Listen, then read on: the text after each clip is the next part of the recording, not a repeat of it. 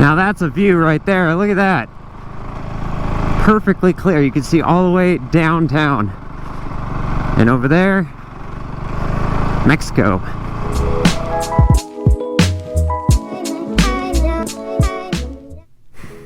Not a bad view. Not at all. And we got up here on dirt. Now that we got some dirt to play with, we put the old off-road tires and rims back on so we can figure out just how good it is. So let's roll. Let's ride.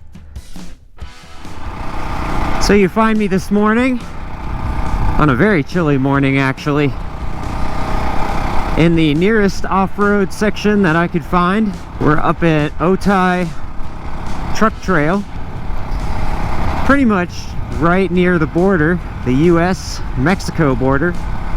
This road more or less is like a 15-mile stretch, service road, fire road of sorts, although as you could probably see, it can be a little steep at sometimes, so we'll keep an eye out.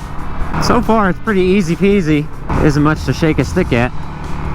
I gotta say, it feels really nice to be on a bike with proper off-road suspension now. This is coming off of my CRF450, which the suspension was pretty much shot. It was pretty bouncy and squishy, didn't really give much feedback, and it just threw you all over the place. It was way too soft for its own good. This one is actually probably on the other side of things, a little stiff even, although I haven't messed with the settings at all, and I'm a little on the lighter side, so it might be that currently it's just a little too harsh. So just a little background with my personal off-road experience. This is not my first off-road bike. Before this, immediately before this, I had a CRF450 up until about a month ago. And that one, while for the most part it was set up like a supermoto, I did have the full dirt setup, rims, tires, the whole lot. It was a CRF450S, so it had the dual sport suspension. And I took that on a couple of dual sport trips, a couple of trips out to Ocotillo Wells, local OHV areas. Before that, I had dirt bikes, quite a few of them. So the last one I had was a two-stroke, it was a Yamaha YZ250. Before that, I had two other CRF450s. I had a 2002 CRF450R and a 2009 CRF450R. That's a nice view. I'm trying to remember actually how it was when I rode my last CRF, which would have been probably 2013, 2014. A long time ago. This feels very, very similar. It's like I bought my old CRF back, except now I can ride it on the street. So far the tires aren't terrible. I know some people have said that doesn't really have as much grip as you would want for off-road, but then again, I'm only on a fire road right now, so maybe I don't need as much of that grip as others are asking for. Now I know the big issue with this bike is the throttle control at particularly low speeds and flame out. I'm not sure that I'm going to be able to test that really, and I think I mentioned this in my first ride, but where I'm at is not really tight and technical. Like even this is probably the most technical we get. Everything's pretty wide open, you know, third, fourth gear kind of things. If you are looking for something that's tight, technical trail riding, you know, where you're in the woods or something, you have to kind of like navigate over big rocks and logs. I don't know, from what other people have said, this might not be the bike for you. This thing has what, a 17 horsepower deficit on the regular 450R, something like that. And yes, I know that's a lot. That's not to say this isn't incapable, not at all. It's got massive throttle response. Woo! Oh. It's still very responsive. It still just blasts through anything. I mean, going up that mountain behind me was pretty steep, and there was no point at all at which it was like lagging or bogging. This just skipped over the trail. skipped up that thing like a little mountain goat. This is where the thin chassis comes into play here. Just navigating it is so easy. It's effortless. I can just put a little bit of pressure on one peg or the other, and it's like that's almost doing the whole turning for me. It's very nimble. Well, we made our way off the mountain, and I think we covered this bike's handling on dirt roads and fire roads pretty well. So let's see about finding something just a little bit more technical, a little bit more single tracky. Seems to handle everything pretty well. That throttle response is starting to show just a little bit there though. If you want to keep like low RPM kind of steady, it doesn't quite want to give it to you. I mean, I don't even know if you could hear it or not, but whoom, whoom, whoom, whoom.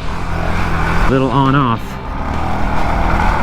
It's one of those things that, like, if you're coming from a modern day fuel injected dirt bike, this is going to feel the exact same. If you're coming from something a little bit more street or ADV, it's going to seem very bad.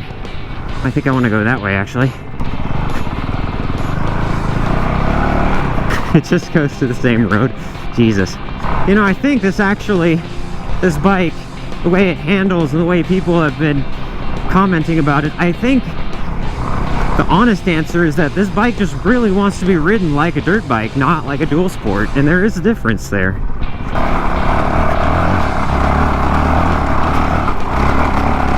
Oh, I'm lugging it, I'm lugging it, I'm lugging it. But it don't care. It don't care at all. Dang! Do we do it? I think we have to, right? No troubles. Being from Southern California, it's just a shock. What? Water? What is that? The ergonomics are just great as well. Although, that said, I think if I was going to do a lot more off-roading, I would appreciate a little bit higher handlebars, so I probably would need to actually get risers.